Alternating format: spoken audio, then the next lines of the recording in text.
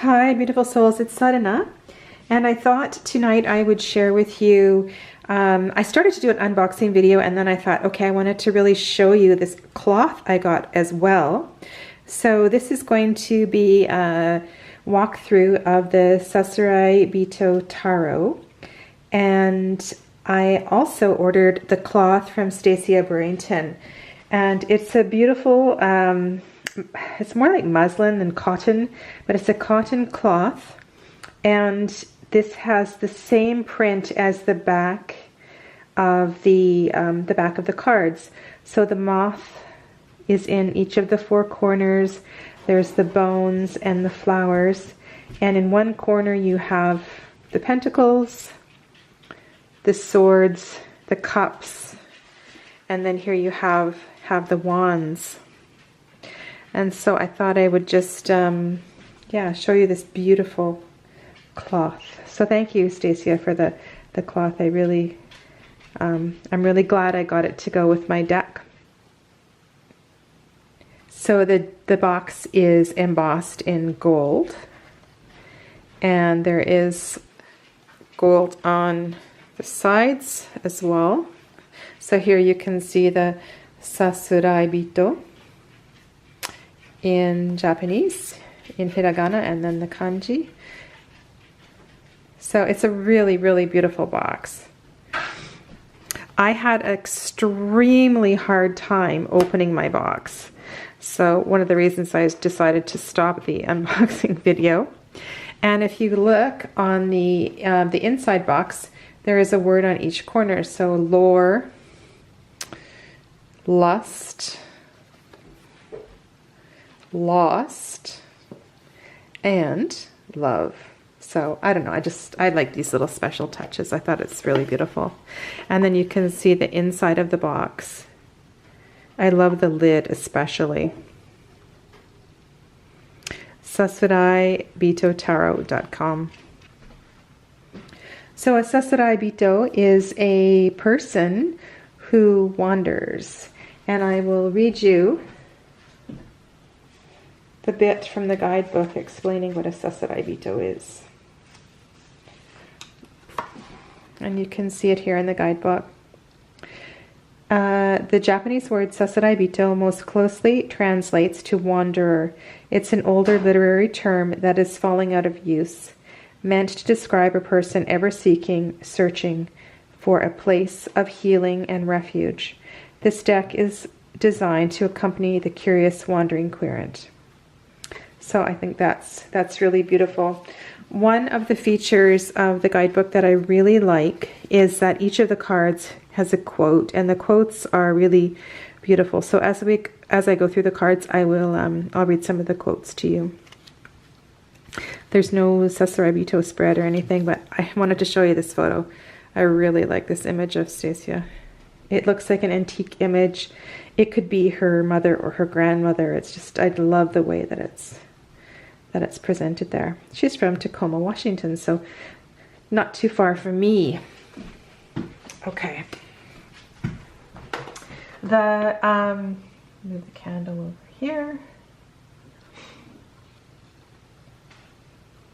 So the cardstock is nice. That the deck is gilt in gold. And it is the same size as a standard tarot deck. All right, so we start with the Fool. This is the Sasuraibito. This is the Wanderer. I love that he's older. He looks like he's having so much fun. I hope that we all know that spirit through our whole lives. And the Magician. How deeply focused he is.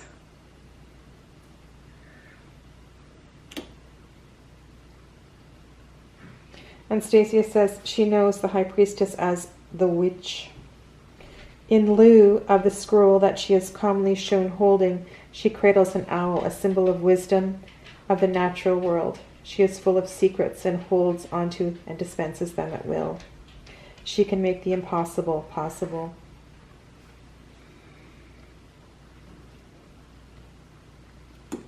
A very sensual Empress. And the Emperor, also known as the King, the Boss, and the Dom. Would I rather be feared or loved? Easy, both. I want people to be afraid of how much they love me. Michael Scott, The Office. That's hilarious. Okay, and then the Hierophant. I love that he's making the mudra here. And the cross on his forehead. Nice. Okay, and the Lovers intertwined as if they're just one.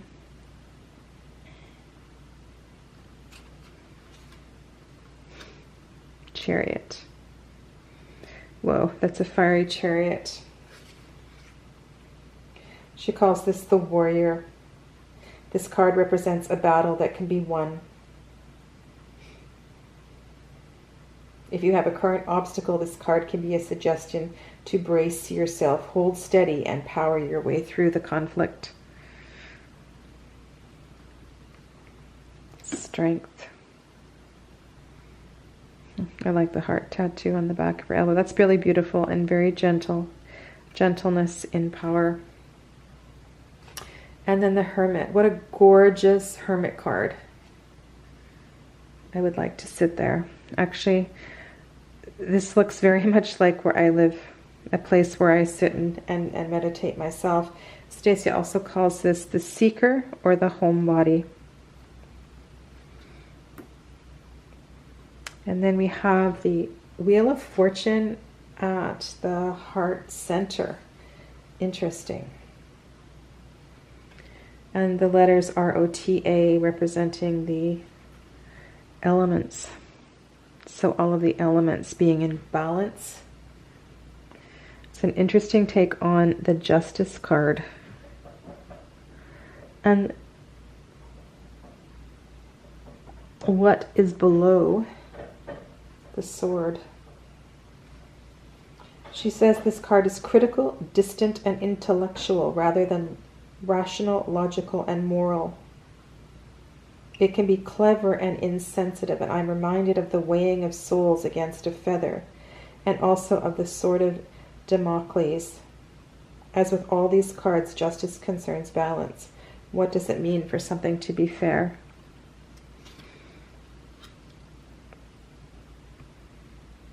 He looks so relaxed.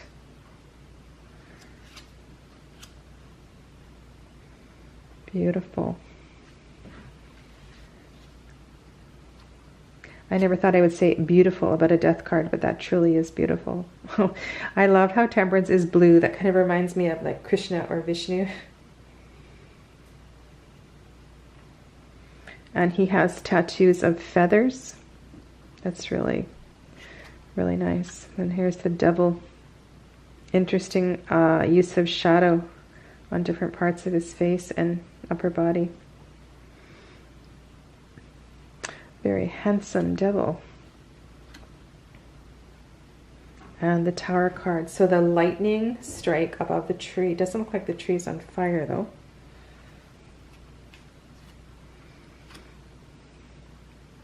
And an interesting take on the Star card. The Astronaut. And looks like there's another astronaut on the left side as well too. The Explorer is open-minded, serene, and generous. As the card directly after the Tower, the Star represents the calm after the storm.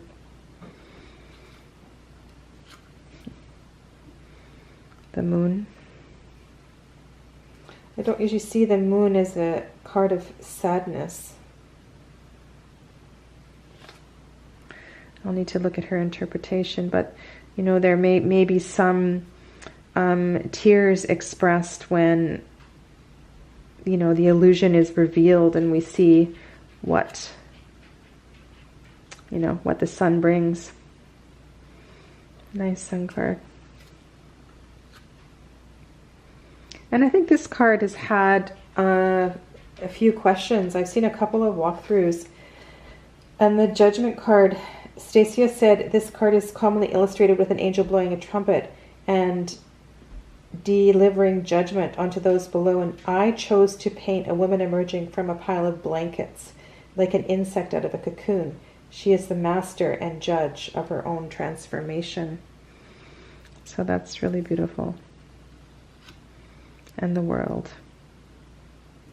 Really good representation of different races, different ages, different shapes and sizes of bodies. I like that. And then here we have the wands.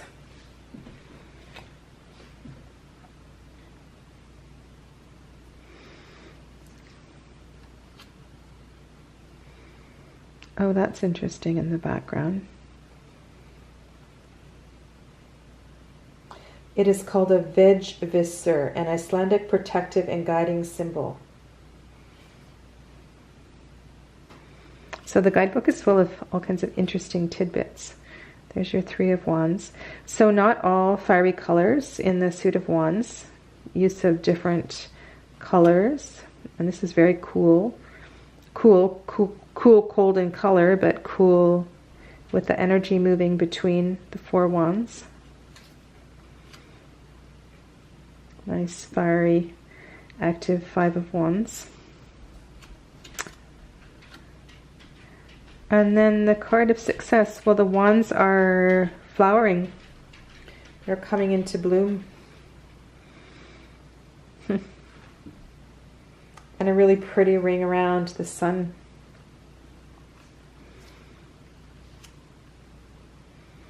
One, two, three, four. So we've got 6 wands here. The 7th wand is the axe in the defensive position. The card of speed and moving forward. The last wand is still ready to be shot. Still waiting to be shot. Ooh, okay, so 8. 4 wands on each side, and then the 9th wand in the center with the bone. I like what Stasia has to say for this card. You may have been through some shit and you are a little beaten up, but stay strong, be resilient, and breathe. You are almost to a place of respite and recovery. And then we have the burden. That's really well drawn. Page of Wands looks like a cartoon character. Confident, cocky, full of energy.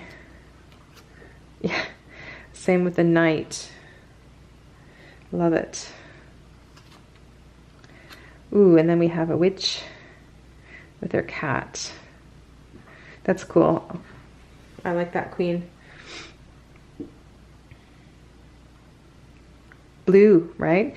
So yeah, I think that's really interesting that she hasn't chosen warm colors for the whole suit of wands. And the king, blue for the feminine, red for the masculine, perhaps. And is that the same for the younger ones? No, they're both more fiery colors. Okay, cool. All right, and moving on to the cups. Cup of green tea for the Ace of Cups. It looks like it's being offered. Oh, and this is really interesting. Look, there's drips coming out and there's drips going in. Wow. Okay. The cup is overflowing like a traditional Ace of Cups. Pinky swear.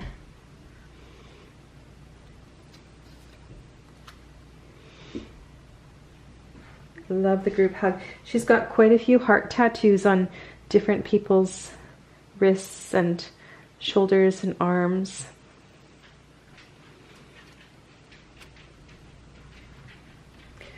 And this version has the person turning away from all 4 cups.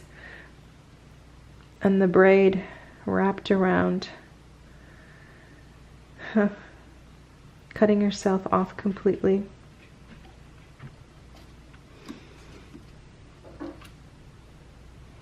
Ooh, I like that. 5 of Cups. she's fully in her emotion. And the rainbow on the side. The Six of Cups, it's very optimistic and, you know, childful inquisitiveness. That's beautiful. 7. 5 cups in the air, 2 cups in her hands. So perhaps something has already been resolved, but still lots of things too many things to think about, too many decisions.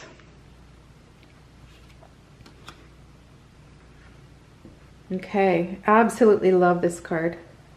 And look at all the positive signs floating around in the air. Huge transformation, a new look, a new opportunity by letting go of the hair. And then here we have the Wish card.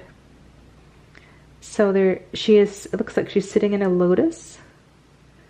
And there's lots of energy in her heart chakra.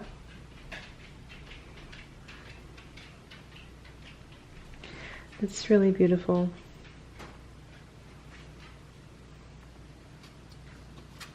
At home in her emotion. And then we have a bonfire with friends. The cups floating around the bonfire. That's an interesting take on the Ten of Cups. And then here we have another superhero looking page. The key, the keyhole. She looks very self-assured. And the Knight. In quiet reflection with his cup of tea and his book.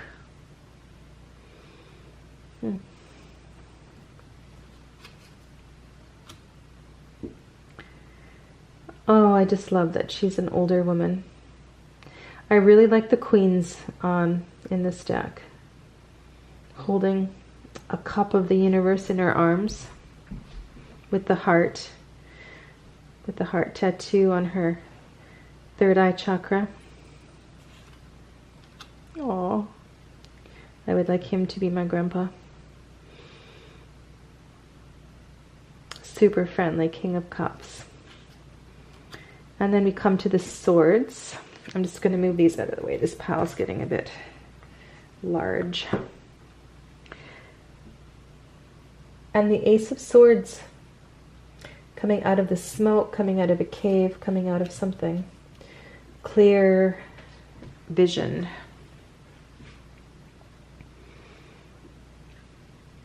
Two.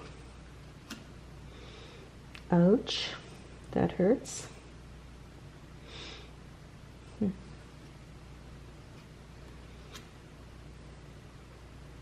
Four of Swords. There's quite a few decks now that have the Four of Swords kind of sitting in a lotus position, meditation. But I like that. I like the colors that she's chosen too. Ooh. Five of Swords. The tiny swords attached to the fingers here show that your actions have consequences, and by asserting your wants, needs, viewpoints, others may be hurt. Sometimes this fear will keep you from sticking up for yourself, in which case pain is still being dealt just to you. This is not fair either. Use your personal power to stand up for yourself, your loved ones, and your beliefs, while being mindful of the possible pain that you can inflict. Kiki, my cat, keeps her claws in unless she is super pissed, and then she's not afraid to use them. Be like Kiki.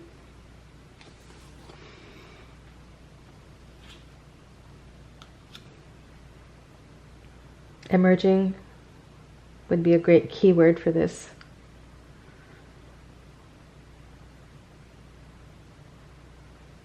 I can almost smell the breath of fresh air moving forward. Deception. Certainly lots of different styles in these pictures, in these drawings. And the Eight of Swords. I like too how she has varied the male-female from the typical decks.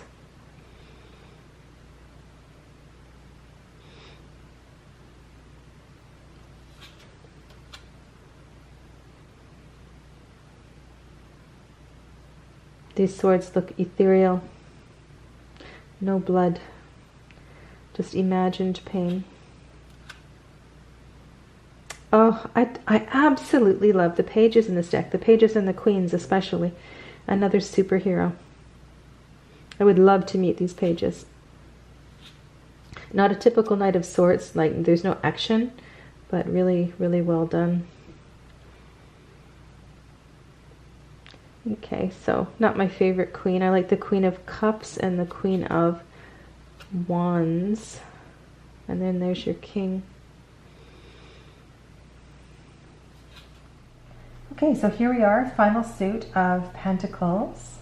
And really, what I have to say is the artwork is really quite varied. I'm surprised, but something for everybody. So I think this deck is going to appeal to a great number of people, and I know it already has. It's tremendously popular. So I'm really happy that I got my hands on a copy of this third printing. So the Ace of Pentacles, this beautiful girl with the flowers in her hair. So kind of reminiscent of the typical Ace of Pentacles in the garden. We've got the birds and the flowers. She's looking extremely humbled with the pentacle on her forehead. So lovely way to start the suit. Nice. And then we have the card of balance, the Two of Pentacles. So this is interesting. The pentacles are almost magically suspended in the air. It's quite lovely.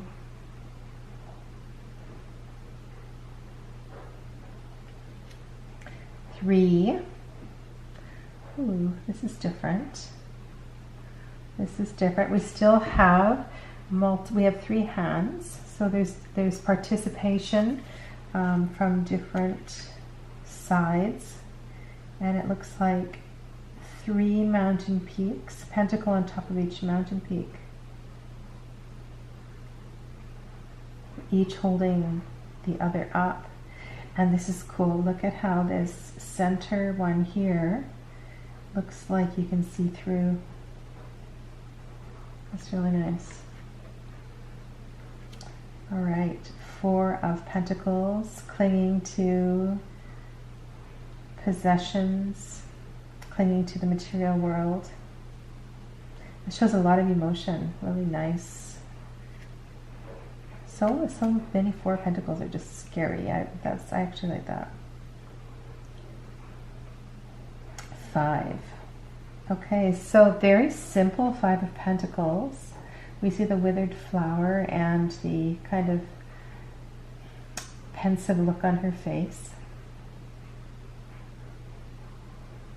It seems like quite a simple suit so far, right? Quite simple. The twos, I would say the twos not, the twos and the ace.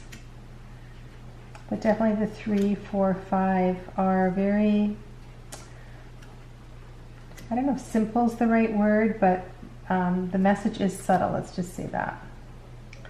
Okay, 6 of Pentacles, typically a card of giving and receiving. Beautiful henna on her hand. And passing something mouth to mouth. Looks like his eyes are closed, her eyes are open. An exchange of some kind takes place on this card. It appears that some substance is being passed from one individual's mouth to the others. You will either receive or give something of great value. The black line symbolizes this gift: money, knowledge, assistance, power. At first glance, it appears that the person on the top is the giver and the person below the receiver. But is this really the case? Teachers learn from students. Students learn from teachers. This card is an invitation to question our assumptions about the appearance of balance. There is a subtle interplay between the giver and the taker. Who are you in this equation? Be generous with and be open to receiving gifts of wisdom, time, and energy. And I think that's always important with the 6 of Pentacles, you know, to not only see what side you're on, but also you know, there's other subtle messages, and I talked about that recently in another deck analysis, or not analysis, but a deck walkthrough. Quite like the 7, patiently watching her garden grow.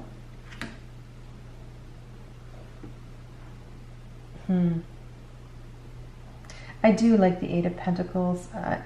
It just kind of, maybe just the stage of life that I am at, but it seems the 8 of Pentacles is an opportunity for something new, right? You've come to a certain point of your life, you've made it so far, and maybe you're at a point where you really are considering a new direction.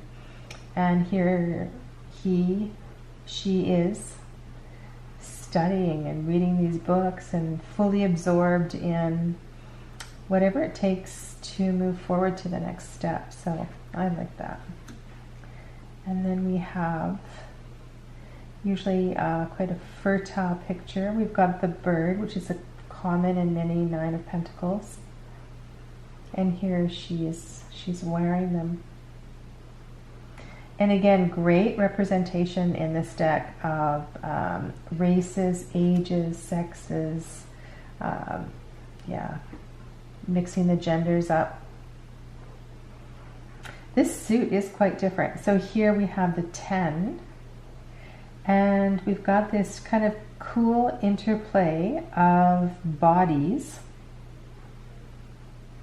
So it looks like we have one person in a downward dog, and then another person on top of that person in like a reverse bow pose. This is really quite something. And then the dog on top. So one way for the family to come together. And then our final court cards. So there's the page. That's interesting. So with the origami crane overhead, which is something that takes, you know, it's a slower action. Why is it over his head? And is there a pentacle in the picture? I'm not sure. Let me know if you see a pentacle in this page. And then the knight, who oddly is moving. So often the Knight of Pentacles isn't moving. It looks like he's moving forward, looking for something. We've got the wheat representing the earth.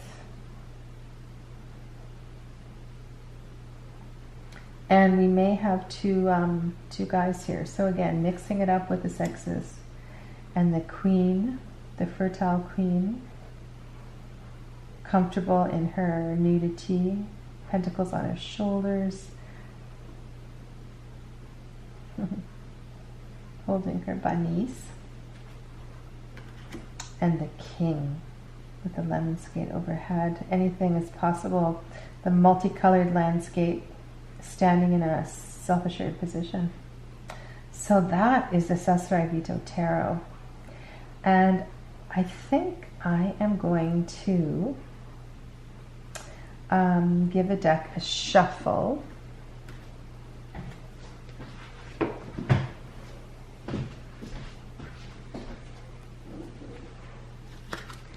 Okay, so we have the gilded edges. We'll see how those riffle shuffle. Ooh, nice. Let's see if I can...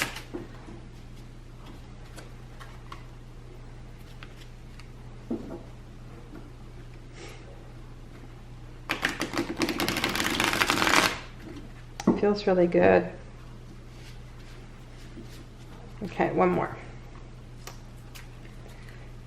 So interesting. I'm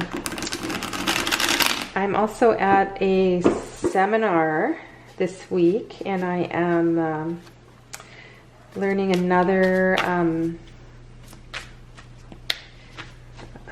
what should I say? Another discipline, another school of Reiki, and just more Japanese connections falling together in my life. So I'm just paying attention to that and where these things appear. Sorry, I just bumped the camera. Ooh, deck definitely wants to go here. So this is our card. Ace of Wands. So Ace of Wands is your card. Maybe my card for this deck. Magic. I really see the Ace of Wands as magic. Creative. Go for it, Sadhana. Anything is possible. And trust. I think the Wands is about trust. Wands is the element of fire, as you know, and I have really consciously been working with the element of fire since I did my shamanic training back in, not that long ago. Did I do it in 2015? And fire was a very challenging element for me. I had a hard time getting in my fires. We had so many fires. We had to do a month fire ceremonies. And since that time, I've been really paying attention to fire, and I have worked on my fire ceremony, the Havan ceremony through the yoga tradition. And yeah, for me, it's an element I've really needed to keep a watch on. So anyway, just a personal note about myself.